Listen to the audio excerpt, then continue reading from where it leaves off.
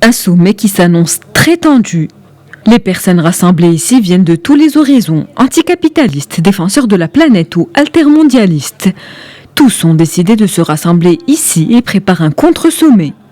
Objectif, profiter de la présence des chefs de l'État des 7 pays les plus industrialisés de la planète pour faire entendre leur voix, celle de solutions alternatives. Ce que nous souhaitons, c'est vraiment rassembler les mouvements de cette année, des dernières années, qui marquent l'opposition à ces politiques imposées par les chefs d'État qui sont au service des plus riches et des multinationales, du capital, mais qui sont aussi des politiques discriminatoires, autoritaires.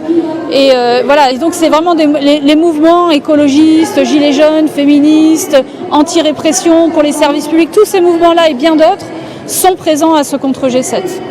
Pour faire face à cette mobilisation, les gros moyens sont utilisés.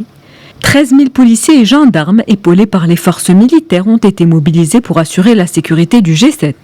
Les organisateurs du contre-sommet, eux, de leur côté, promettent une mobilisation pacifique. Le consensus d'action, c'est un consensus pacifique et non violent. Si violence il y a, en tout cas dans le cadre de nos événements, on prendra les responsabilités qui s'imposent. Un service de modération sera en place et donc on va savoir gérer ça. Si d'autres violences ont lieu, on rejettera la balle à la responsabilité de l'État et des forces de l'ordre.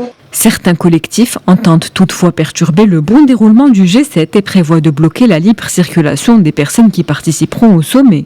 D'autres manifestations n'ont pas été déclarées, telles que la zone dite arc-en-ciel que certains organisateurs du contre-sommet comptent créer. À Hendaye, comme à Biarritz, jusqu'à Bayonne, certains commerces préfèrent fermer pour tenter d'éviter le risque de débordement.